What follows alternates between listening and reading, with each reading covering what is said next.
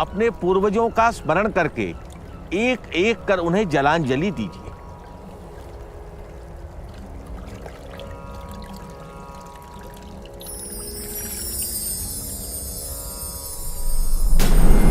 सम्राट पुष्यमित्र की जय! सम्राट पुष्यमित्र की जय! सम्राट पुष्यमित्र की जय!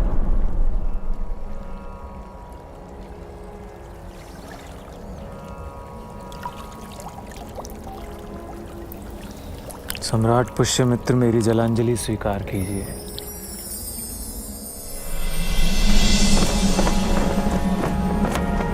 सम्राट अग्निमित्र की जय! सम्राट अग्निमित्र की जय! सम्राट अग्निमित्र की जय! सम्राट अग्निमित्र की जय!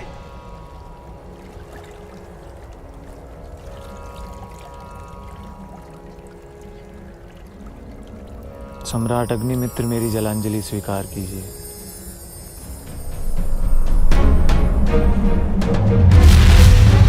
कुमार वसुमित्र की जय! कुमार वसुमित्र की जय! कुमार वसुमित्र की जय!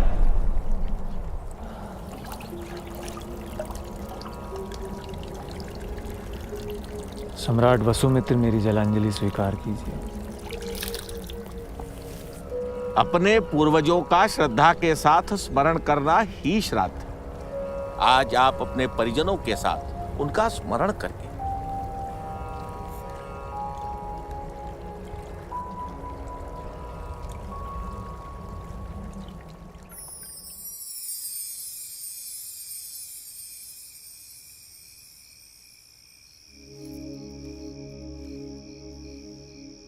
क्या पढ़ रहे हैं शुंग सम्राट? आओ पूर्णा।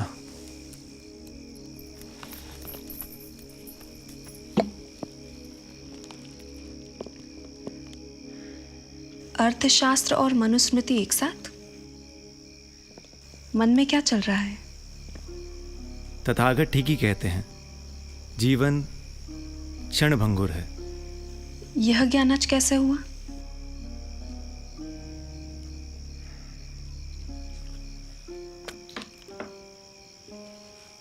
मेरे पितामह सम्राट पुष्यमित्र शुंग ने मौर्य सम्राट बृहद्रथ की हत्या की और शुंग साम्राज्य की नींव रखी। उन्होंने महान अश्वमेध यज्ञ किया। तात वसुमित्र उस अश्वमेध यज्ञ के अश्व के रक्षक थे। उन्होंने यज्ञ के अश्व की रक्षा करते हुए यवनों से युद्ध किया। ऐसे महापराक्रमी और महान योद्धा वसुमित्र की नाटक देखते हुए हत्या होती है। जो रणभूमि में वीरों से नहीं मारा जा सका, उसे रंगभूमि में विश्वस्तों ने आसानी से मार गिरा। यह है जीवन। एक राजा अपनी पत्नी से भी सावधान रहने को विवश है। देखो क्या कहते हैं भगवान कौटिल्य। मां की शैया के नीचे छिपकर कारुष के पुत्र ने अपने पिता की हत्या की थी। भद्रसेन की पत्नी से मिलकर वीरसेन ने अपने भाई की हत्या की थी।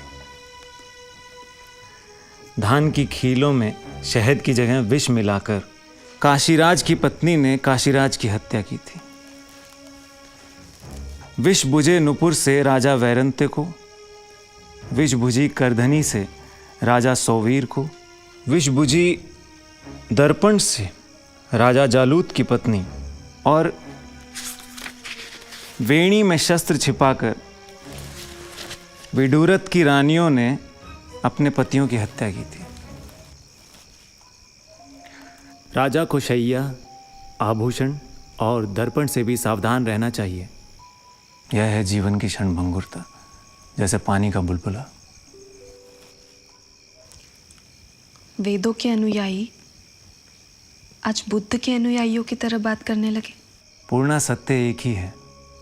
वेद और बुद्ध दर्शन दोनों उसी तक पहुंचने के दो मार्ग हैं। क्या वेदांत के महान प्रवक्ता याज्ञवल्क्य को बुद्ध धर्म के अनुयायी प्रच्छन्न बौद्ध नहीं कहते? तुम तो बुद्ध के अनुयायी हो। वेदों से तुम जो चाहे निकालना चाहो निकाल दो, तो जो बचता है क्या वह बौद्ध दर्शन नहीं है? मैं तो यही मानता हूँ कि जो धर्म में स्थित है वह धार्मिक है, और जो अधर्म में लिप्त है वह अधार्मिक है। मेरे लिए ब्राह्मण और बौद्ध में कोई अंतर नहीं है। एक बात बरसों से पूछना चाहती थी, क्षमा करे तो पूछूं? पूछो। यदि बौद्ध और ब्राह्मण में अंतर नहीं है तो प्रपितामह पुष्यमित्र ने बृहदत्त को क्यों मारा? क्या सेनापति पुष्यमित्र शुंग बौद्धों से द्वेष नहीं करते थे?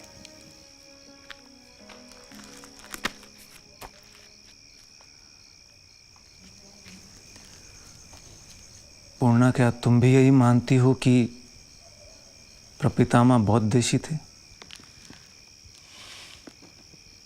मैंने लोगों से सुना है।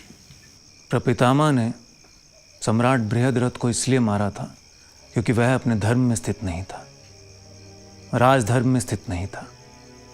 तुम ही तो कहती हो, न जच्चा वसलो होती न जच्चा होती ब्राह्मणों, कमुन्ना वसलो होती कमुन्ना होती ब्राह्मणों। जाति से कोई शूद्र नहीं होता, न जाति से कोई ब्राह्मण। कर्म से व्यक्ति शूद्र होता है और कर्म से ही ब्राह्मण। पितामह ने अपने धर्म के लिए बृहद्रथ पर हथियार उठाया था। वे कर्म से क्षत्रिय थे।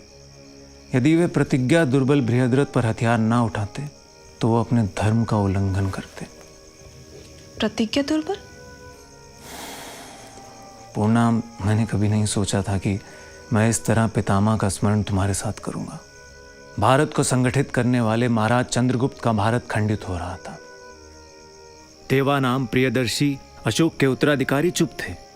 प्रजा की रक्षा करना, राष्ट्र की रक्षा करना, उसके सम्मान की रक्षा करना एक राजा की प्रतिज्ञा होती है। परंतु उत्तरोत्तर भारत को निर्बल शासक मिले और सम्राट बृहद्रथ तो और भी ज्यादा प्रतिज्ञा दुर्बल निकला।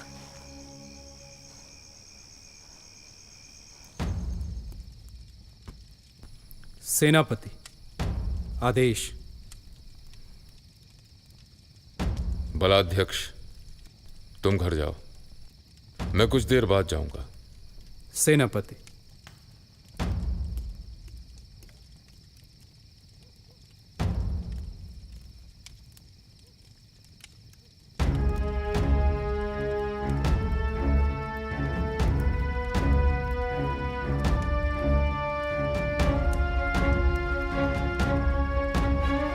सम्राट, महाराज चंद्रगुप्त ने यवनों को भारत से बाहर खदेड़ दिया था।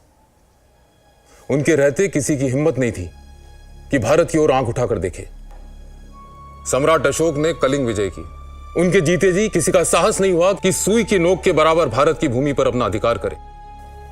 आज छोटे छोटे यवन सेनापति और सैनिक सागल और गांधार में भारत की छाती पर बैठकर मूंग दल रहे हैं, लेकिन मगध चुप है।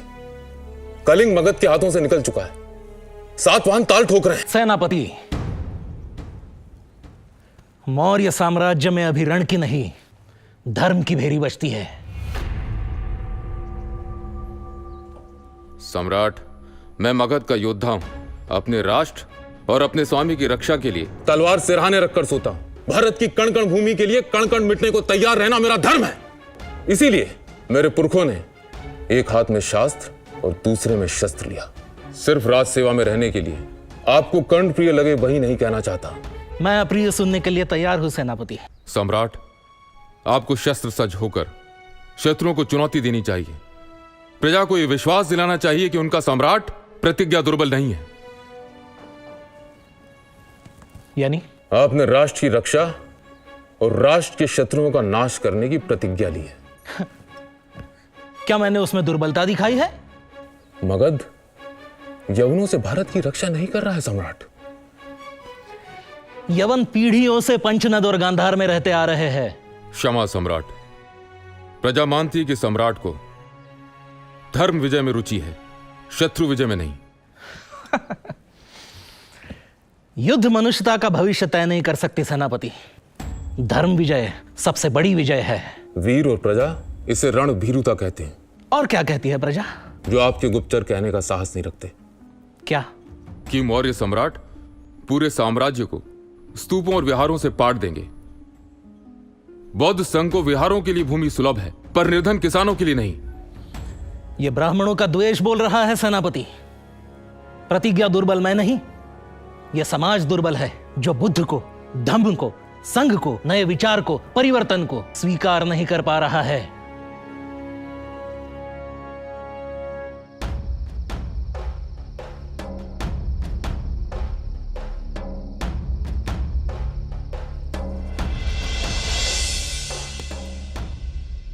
दिमित्रियस गांधार में बैठा नहीं रहेगा। यवन आज नहीं तो कल गंगा पार करेंगे। षणताम पुरुषो जहाथ भिन्न नाम नावाम इवारणवे। टूटी हुई नाव को मनुष्य जैसे समुद्र में छोड़ देता है, वैसे ही अरक्षितारम राजा नाम, रक्षा करने में असमर्थ राजा को छोड़ देना चाहिए। यह महाभारत का कथन है। बहुवै राजन्यो निर्तम करोति। राजा बहुत अधिक असत्य का आचरण करते हैं, ये मैं नहीं, ब्राह्मण ग्रंथ कहते हैं। राष्ट्र टूटी हुई नाव नहीं है अमात्य।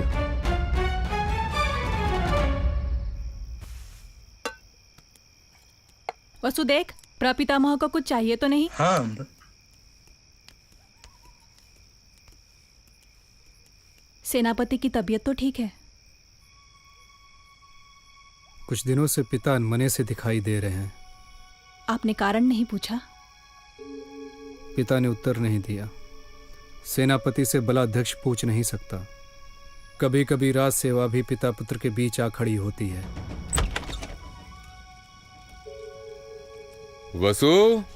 वसुमित्र। पितामह। ज्येष्ठ वसु दिखाई नहीं दे रहा है। प्रपितामह के पास है। आप लोगों ने भोजन नहीं किया? आपकी प्रतीक्षा कर रहे थे। और पिता ने? उन्होंने कर लिया है। पितामह, प्रपितामह आपको पूछ रहे हैं।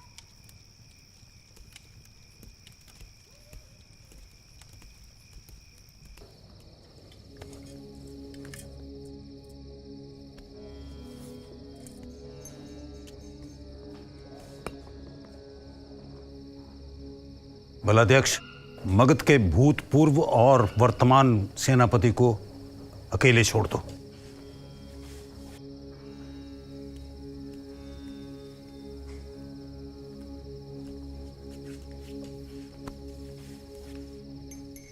क्या चिंता है? सम्राट से मैंने नए हथियारों और जवान घोड़ों की मांग की, सैनिकों के लिए अधिक वेतन और भत्ते की मांग की, लेकिन सम्राट ने कोई उत्साह नहीं दिखाया। क्या कहा सम्राट ने? यदि युद्ध नहीं तो नए हथियार क्यों, अधिक वेतन क्यों? सैनिक संतुष्ट हैं? सैनिक मगध भक्त हैं, इसलिए अनुशासन में है, पर प्रजा में असंतोष है। अपनी बात पूरी करो।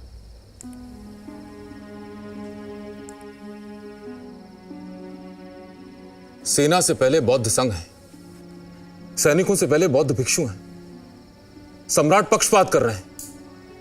कलिंग और सातवाहन युद्ध के लिए तत्पर हैं। सागल में यवनों का उपद्रव बढ़ रहा है। विदर्भ में बैठे याज्ञसेन पर विश्वास नहीं किया जा सकता। पर याज्ञसेन तो विदर्भ में मगध का राज्यपाल है। मौर्य मंत्री कौंडिन्य उसका साला है। मंत्री उसका साला है, इसीलिए तो समस्या है। और सम्राट की सुरक्षा को लेकर भी चिंता है। भिक्षु भिक्षुणियों के प्रवेश पर राजप्रसाद में कोई रोक टोक नहीं है। नर्तक नर्तकियों की बहार है। पुष्यमित्र, पीढ़ियों से हमारा कुल मौर्य साम्राज्य की रक्षा करता चला आ रहा है। हमारे लिए किसी भी धर्म से पहले राष्ट्र है। वो धर्म जाता है तो जाए, राष्ट्र नहीं जाना चाहिए। हमेशा यजुर्वेद का ये आदेश याद रखना, वयम राष्ट्रम जागृयाम। हम हमेशा राष्ट्र के लिए जागृत रहें। राष्ट्र यज्ञ इयम ते यज्ञात तनु। इसलिए राष्ट्र की रक्षा करने वाली सेना और सेनापतियों को नमस्कार किया जाता है। नमः सेनाभ्य सेनानीभ्यश्च वो नमः। उसी समय सम्राट बृहद्रथ ने राजप्रासाद के प्रधान रक्षक की हत्या की। अपने ही अंतर्वंशिक की? क्यों? क्योंकि अंतर्वंशिक ने गांधार से उपहार में आई एक यवन सुंदरी और उसकी दासियों को बिना जांच के सम्राट के पास जाने से रोका था। फिर? तब बृहद्रथ ने पितामह अग्निमित्र को अपना अंतर्वंशिक और प्रधान अंगरक्षक नियुक्त किया। सेनापति इससे प्रसन्न नहीं थे। यह ठीक नहीं हुआ तात। धर्म सम्राट की वाणी में है, आचरण में नहीं। जो अंतर्वंशिक के साथ हुआ वो अग्निमित्र के साथ भी हो सकता है। पुष्य, तुम दोनों अपना अपना कर्तव्य करो।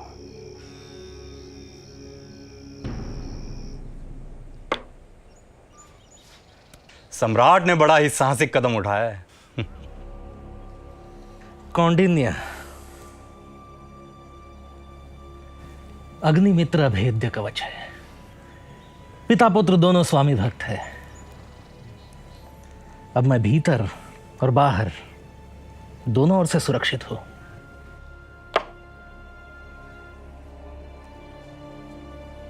जैसा प्रपितामह का अनुमान था वैसा ही हुआ। विदर्भ में याज्ञसेन ने विद्रोह किया और स्वयं को विदर्भ का राजा घोषित कर दिया।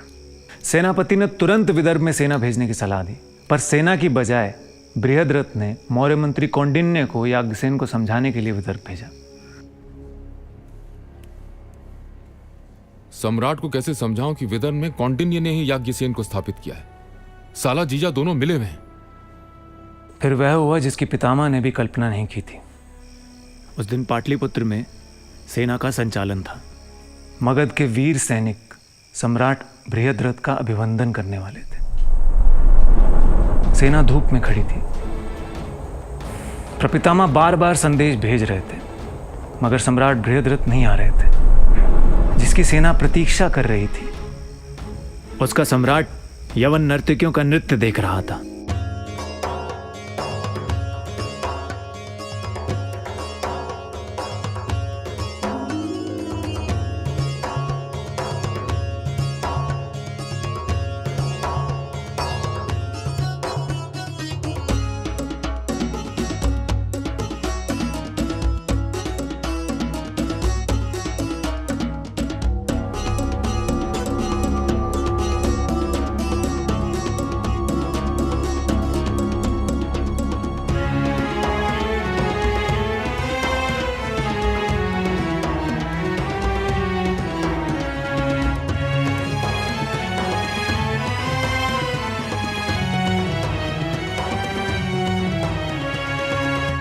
किसी तरह पितामह अग्निमित्र सम्राट बृहद्रथ को सैनिक अभिवंदन के लिए ले आए।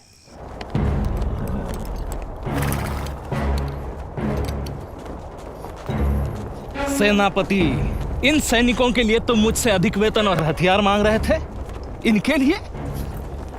इससे तो बेहतर होता ये धम्म के सैनिक होते और इनके हाथ में भिक्षा पात्र होता और युद्ध की पुकार की जगह ये धम्म का घोष कर रहे होते।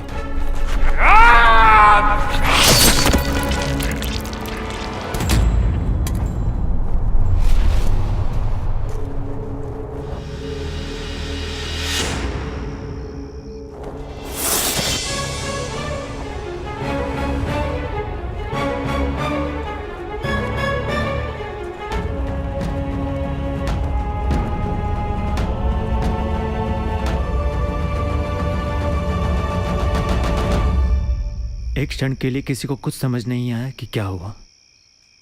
अब तात, पितामह ने सम्राट बृहद्रथ की हत्या कर दी। अब तात, सेनानी पुष्यमित्र की जय, सेनानी पुष्यमित्र की जय, सेनानी पुष्यमित्र की जय, सेनानी पुष्यमित्र की जय, सेनानी। पितामह अग्निमित्र को समझ नहीं आ रहा था कि वे क्या करें, अपने पिता की हत्या या आत्महत्या। मैं किसका धर्म निभाऊं पितामह? पुत्र का या सेवक का? अपने स्वामी की हत्यारे से युद्ध कर वीर गति पाऊं या आत्महत्या करूं? स्वामी? किस स्वामी के लिए अब आप प्राण देंगे? चाहिए अपने सेनापति का साथ दीजिए, और यदि अपने पिता से लड़ना है तो अपने पुत्रों से भी लड़ने को तैयार रहिए। वसु छोटा है, इसे मारने में आसानी होगी। तात, मुझे आज्ञा दीजिए, मैं अपने सेनापति की सहायता के लिए जा रहा हूं। सेनापति ने तुरंत मंत्री परिषद की बैठक बुलाई। राष्ट्र के लिए प्राण देने वाले सैनिकों का अपमान करने वाले राजा की मैंने हत्या की है, मुझे उसका दंड दिया जाए, और मंत्री परिषद जिसे योग्य समझे उसे मगध का सम्राट नियुक्त करे।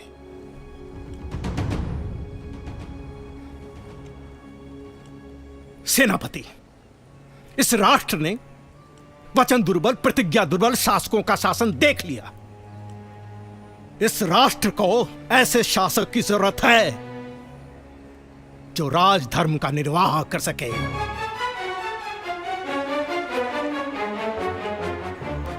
मंत्री परिषद और बलाध्यक्षों ने मिलकर सेनापति को शासन का दायित्व स्वीकार करने को कहा, और पाटलिपुत्र ने सेनापति पुष्यमित्र शुंग का राज्याभिषेक किया। माता भूमि पुत्रोहम पृथ्वीव्याह, यह भूमि मेरी माता है और मैं इसका पुत्र हूं। नमो मात्रे पृथिव्यै, मैं माता पृथ्वी को नमस्कार करता हूं। नमः सभाभ्यः, सभापतिभ्यश्च वो नमः। सभी सभाओं और सभापतियों को नमस्कार। सभी छोटे बड़ों को मेरा नमस्कार। नमस्तक्षभ्यो रत्कारेभ्यश्च वो नमः नमः। कुलालेभ्य कर्मारेभ्यश्च वो नमः। शिल्पकारों, रथकारों, कुम्हारों, लोहारों, सबको मेरा नमस्कार। भूत, भविष्य और वर्तमान के श्रेष्ठ जनों को मेरा नमस्कार। महाराज मनु का यह कहना है कि वो राजा जो अपने मंत्रियों और लोक सेवकों के साथ अपनी प्रजा को पीड़ित और चोर लुटेरों द्वारा सताए जाते देखता है, ऐसा राजा जीवित नहीं, मरा हुआ है। यदि मैं शास्त्र के अनुसार अपने कर्तव्यों का पालन ना करूं तो मैं प्रजा का अपराधी होऊंगा, पाप का भागी होऊंगा। सम्राट पुष्यमित्र ने शासन संभालते ही अग्निमित्र को विदिशा का गोप्ता नियुक्त किया। गोप्ता यानी राज्यपाल ना? ज्येष्ठ वसु और वसुमित्र मेरे पास रहेंगे। किसी एक को तो उनकी मां के साथ रहने दीजिए। ये दोनों यहां रहकर मनुस्मृति और धर्मशास्त्रों का अध्ययन करेंगे। उन्हें वैदिक धर्म धारण करने के योग्य बनना है। सातवाहन ब्राह्मण धर्म का पुनर्जागरण कर रहे हैं, हमें वैदिक धर्म का पुनरुत्थान करना है। श्रुति और स्मृतियों का अध्ययन तो दोनों विदिशा में रहकर भी कर सकते हैं।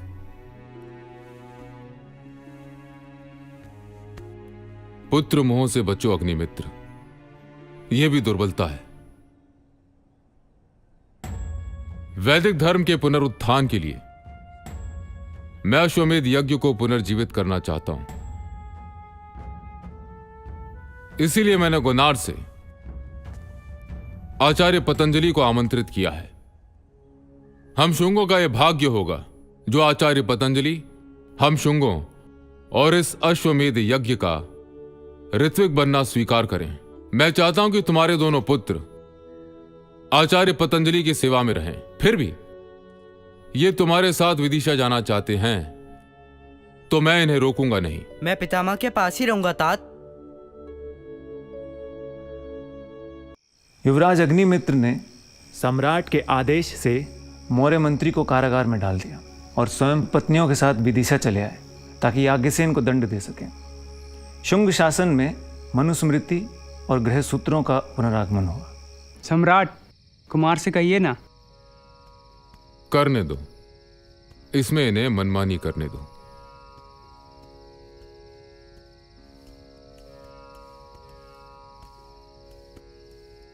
मनुस्मृति का कौन सा अध्याय समाप्त किया? 7वां अध्याय, राजधर्म पितामह। क्या पढ़ा, कुछ बताओ। ब्रह्मा ने अराजकता से भयभीत प्राणियों की रक्षा के लिए राजा का निर्माण किया। और ब्रह्मा ने राजा को इंद्र, वायु, यम, सूर्य, अग्नि, वरुण, चंद्रमा और वित्तेश के गुणों से युक्त किया। पर इसका अर्थ हम दोनों को समझ में नहीं आया। तो आपने अपने आचार्य से क्यों नहीं पूछा? क्योंकि हमें इसका उत्तर एक सम्राट पितामह से सुनना था। तो सुनो, बैठो।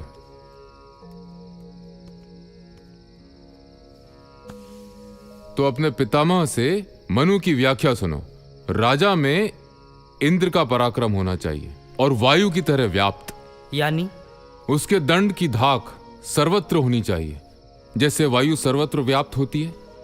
वो यम की तरह न्याय करने वाला होना चाहिए, सूर्य की तरह सबके जीवन को आलोकित करने वाला, आशा, उत्साह, उल्लास से भर देने वाला, अग्नि की तरह ऊर्जावान, स्वयं भी और प्रजा को भी ऊर्जा दे, और वरुण की तरह मनुष्य और धरती की प्यास बुझाए, यानी कुएं, तालाब, जलाशय बनवाए, खेतों तक पानी ले जाए ताकि धरती पर फसल लहलहाए, और चंद्रमा की तरह शीतल रहे और सबको शीतलता दे, दग्ध मन को, उद्विग्न जन को शांत करे, और वित्तेश यानी धन की देवता की तरह सबको संपन्न करे। और क्या पढ़ा? सभी प्राणियों की रक्षा के लिए ब्रह्मा ने राजा के लिए दंड का निर्माण किया। उस दंड के भय से ही सभी अपने अपने धर्म का पालन करते हैं। देश, काल, विद्या और अपराध के अनुसार अपराधी को योग्य दंड देना चाहिए। राज दंड की शासक है। दंड ही प्रजा पर शासन करता है, दंड ही सभी की रक्षा करता है, दंड ही सोए हुए को जगाता है। विद्वान दंड को ही गुणों का मूर्त रूप कहते हैं। विचार करके दिया गया उचित दंड प्रजा को प्रसन्न करता है, अनुचित दंड प्रजा का नाश करता है। जब शासक अपराधियों को निरंतर दंड नहीं देता तब ताकतवर कमजोर को उसी तरह कष्ट देते हैं जैसे मछलियों को लोहे की सलाखों पर सेका जाता है। क्या मनुष्य हमेशा नैतिकता का पालन करता है वसुमित्र? नहीं पितामह, विरले ही नैतिकता के लिए नैतिकता का पालन करते हैं। दंड के भय से ही सभी नीति से अपनी आय और संपत्ति का उपभोग करते हैं। देवता, दानव, गंधर्व, राक्षस आदि भी दैवी प्रतिकार के भय से अपने अपने धर्म का पालन करते हैं। यदि दंड ना हो या विधि संगत ना हो तो समाज अराजक हो जाएगा, सभी संबंध नष्ट हो जाएंगे, प्रजा के सभी वर्गों में भय फैल जाएगा। उस राजा की प्रजा उत्तेजित नहीं होती जहां राजा दंड का आधार लेकर स्थितियों को सत्य के प्रकाश में देखता है। तो फिर प्रजा राजा किसे कहती है? सत्यवादी, बुद्धिमान, दंड देने वाले, विवेचना और समीक्षा करने में समर्थ, धर्म, अर्थ, काम को समझने वाले को प्रजा राजा कहती है। जाओ, अब सो जाओ।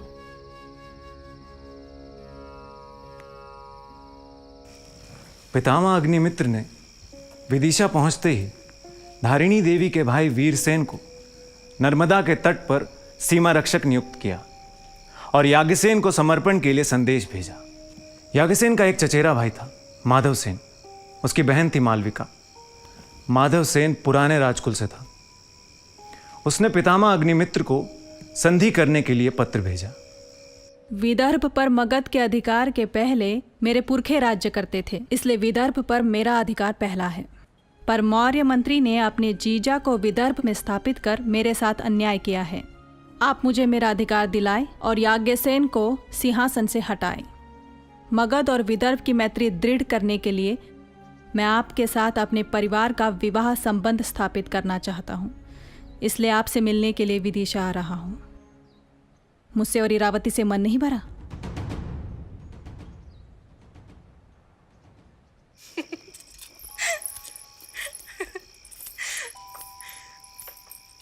फिर तो विदिशा में गृह युद्ध छिड़ गया होगा।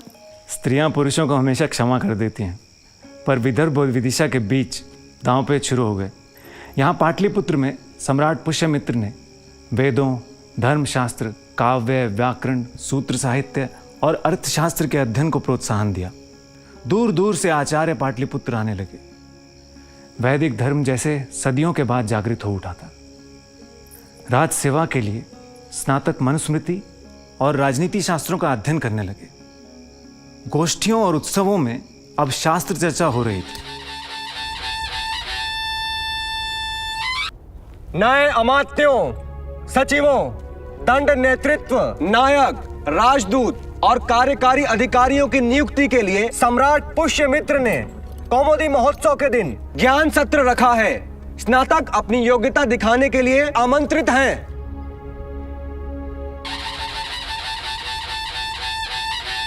राष्ट्र संचालन के लिए राजा को क्या करना चाहिए? राष्ट्र संचालन के लिए राजा को 100 गांव, 200 गांव, 300 गांव और 500 गांव का गुल्म बनाना चाहिए और प्रत्येक गुल्म में एक अधिपति को नियुक्त करना चाहिए।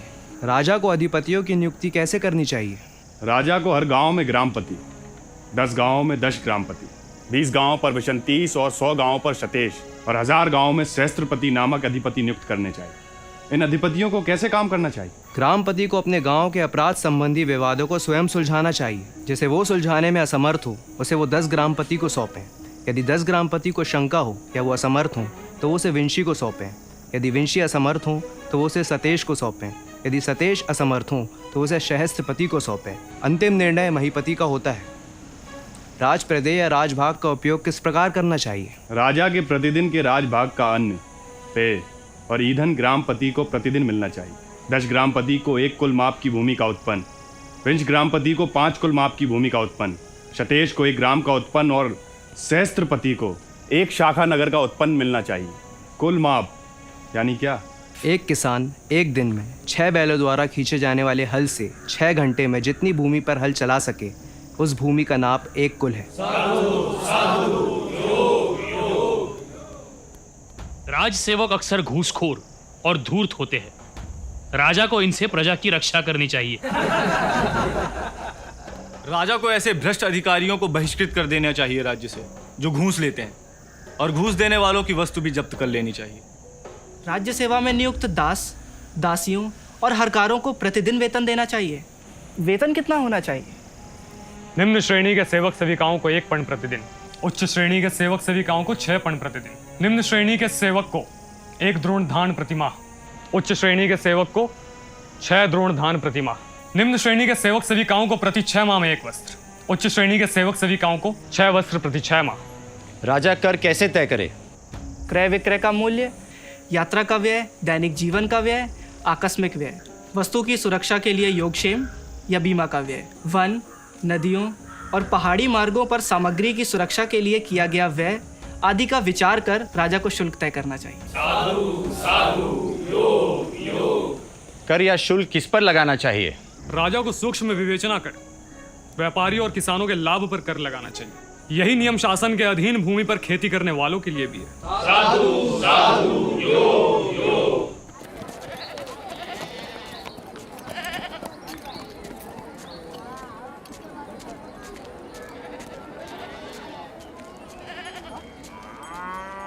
यहाँ शुल्काध्यक्ष कौन है? मैं शौल्किक हूँ। पाटलिपुत्र में अब शुल्काध्यक्ष को शौल्किक कहने लगे? आप जो चाहे कहें, हमें शुल्क से मतलब है। मैं पहली बार मथुरा से पाटलिपुत्र आ रहा हूँ। पहले मेरे पिताजी आते थे। मथुरा के श्रेष्ठ ही हैं? जी। स्वागत है। कोई कष्ट? कर के बारे में पूछना था। किसी निम्न सहाय से मिला देंगे? मैं ही बता देता हूँ।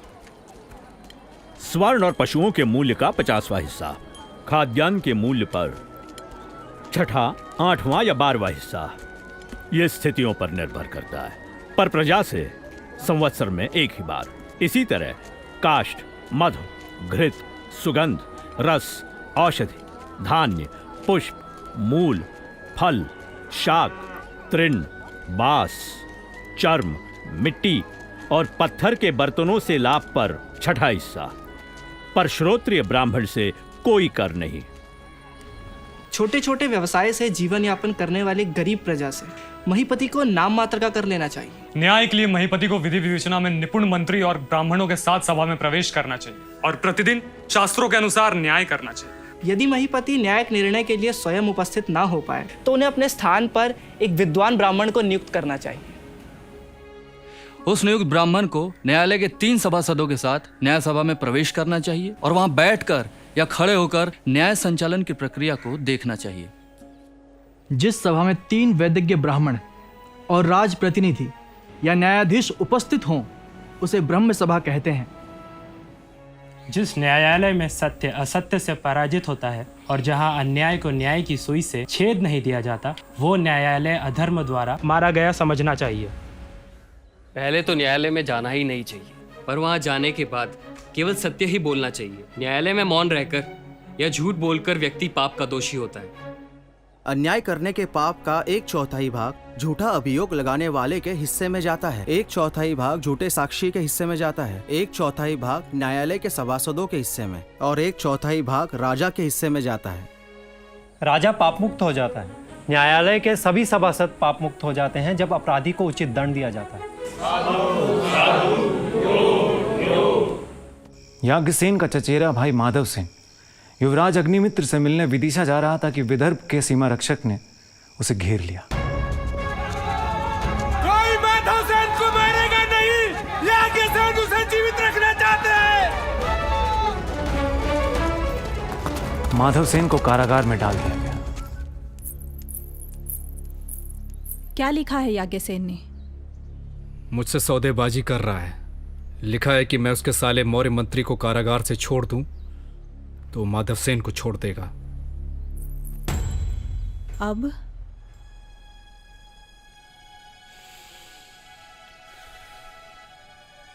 युद्ध। सेनानी पुष्यमित्र की जय, सेनानी पुष्यमित्र की जय, सेनानी पुष्यमित्र की जय, सेनानी पुष्यमित्र की जय, सेनानी पुष्यमित्र की जय। शुंग सेना ने वीरसेन के नेतृत्व में विदर्भ पर आक्रमण किया और याज्ञसेन को पराजित किया। याज्ञसेन ने शुंगों की अधीनता स्वीकार कर ली। अग्निमित्र ने विदर्भ के शासन को 2 हिस्सों में विभाजित किया। एक हिस्सा याज्ञसेन और दूसरा हिस्सा माधव सेन को मिला। अग्निमित्र ने माधव सेन की बहन मालविका से विवाह किया। तीसरा विवाह? फिर महर्षि पतंजलि पाटलिपुत्र आए। उन्होंने शुंगों के अश्वमेध यज्ञ में पुरोहित बनना स्वीकार किया। शुंगों ने अश्वमेध यज्ञ की महान परंपरा को पुनर्जीवित किया। सम्राट पुष्यमित्र ने कुमार वसुमित्र को अश्व का रक्षक बनाया और 100 वीर राजपुत्रों के साथ शुंग सेना लेकर कुमार वसुमित्र दिग्विजय के लिए निकल पड़े। प्रजा हर्ष से झूम उठी। भारत को फिर से एक करने का अवसर आया था। पर इसी उत्साह और उन्माद में वह भी हुआ जो नहीं होना चाहिए था। कुछ बौद्ध द्वेषी प्रजा ने बौद्ध विहारों को तोड़ा, आग लगाई, बौद्ध भिक्षुओं को अपमानित किया। कुछ अपराधियों ने सांची के स्तूप को तोड़ने का प्रयास किया। अग्निमित्र विचलित हो उठे।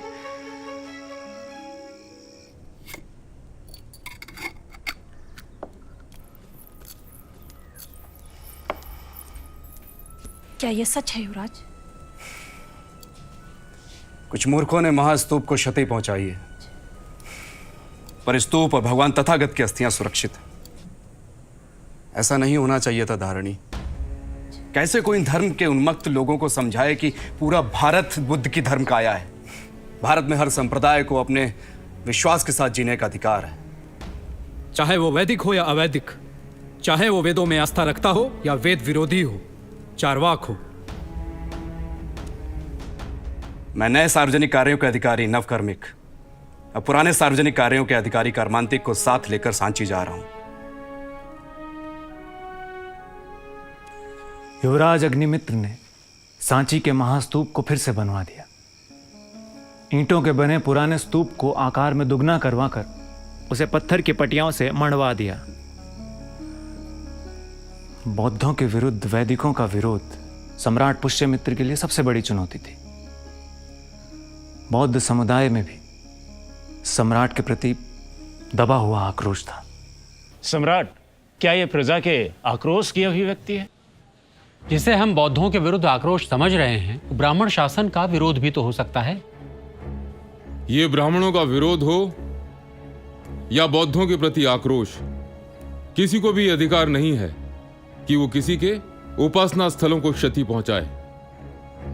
सम्राट अशोक ने 84,000 स्तूप इसलिए बनवाए थे कि प्रजा उनकी रूप काया और धर्म काया की उपासना कर सके। यह अश्वमेध प्रजा को अभय देने के लिए है, भयभीत करने के लिए नहीं। इसलिए वसुमित्र और प्रत्येक ग्राम में यह सूचना पहुंचा दी जाए कि शुंग शासन सांप्रदायिक असहिष्णुता को कदापि स्वीकार नहीं करेगा और जो भी असंतोष फैलाएगा शासन उसे दंड देगा। सम्राट, इस समय बौद्ध समुदाय के घावों पर मरहम लगाने की आवश्यकता है।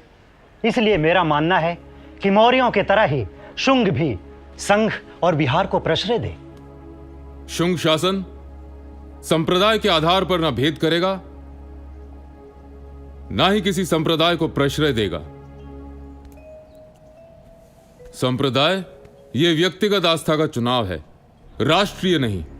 यदि इसके लिए मुझे राज्य खोना भी पड़ा तो मैं तैयार हूं, क्योंकि मेरे लिए संप्रदाय से पहले राष्ट्र है। यदि राष्ट्र सुरक्षित रहा तो आस्थाएं सुरक्षित रहेंगी, वरना आक्रांता ब्राह्मणों और बौद्धों में भेद नहीं करेंगे।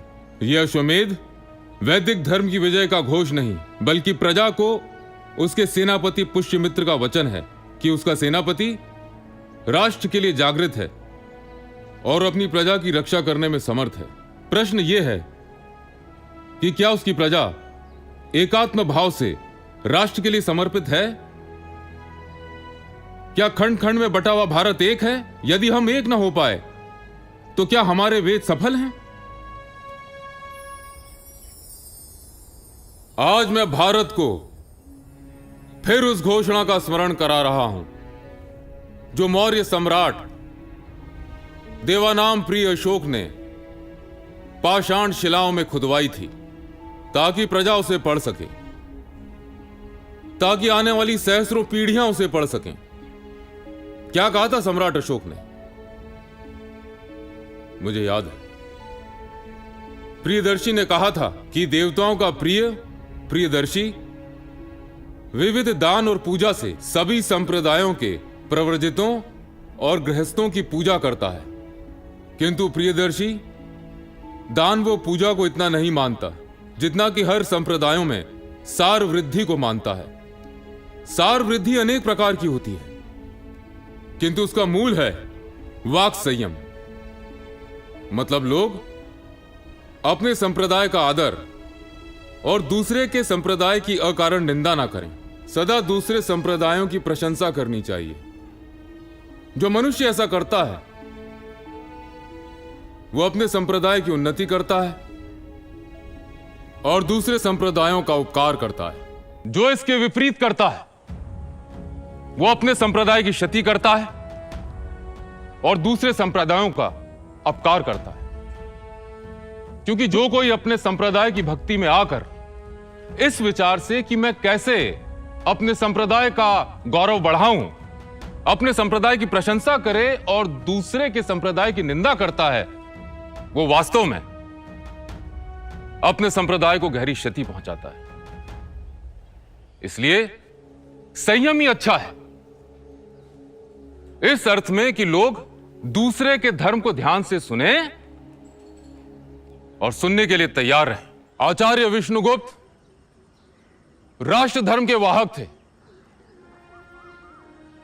वैदिक दर्शन के अनुयायी थे। चंद्रगुप्त राष्ट्र धर्म के पालक थे, उन्होंने जैन दर्शन स्वीकार किया था। राष्ट्रधर्मी बिंदुसार जैन मत के अनुयायी थे। राष्ट्र धर्म को धारण करने वाले प्रियदर्शी अशोक बौद्ध दर्शन के अनुयायी बने।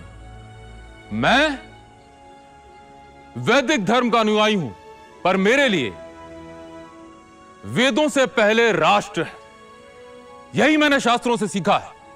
इसलिए किसी भी संप्रदाय को क्षति पहुंचती है तो वो राष्ट्र के प्रति आघात है, और यह मैं बिल्कुल नहीं सहूंगा।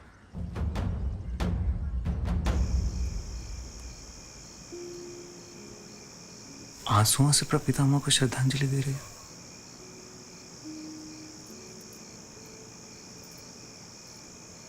बेटे जल से देते हैं और बेटियां आंसुओं से।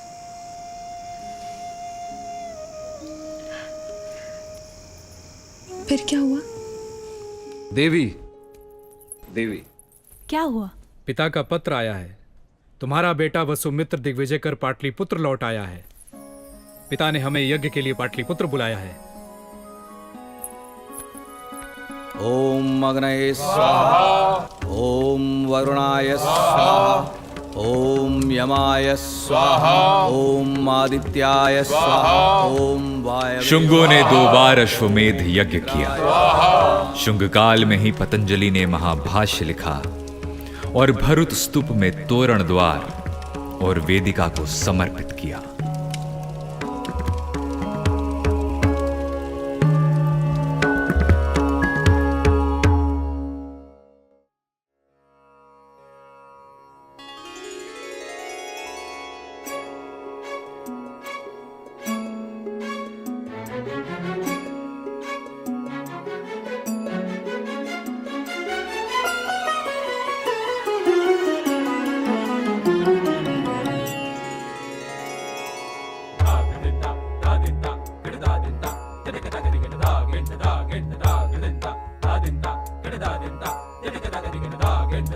सा सा ध नि पा पा ग म रे सा नि सा ध नि सा ग म सा ध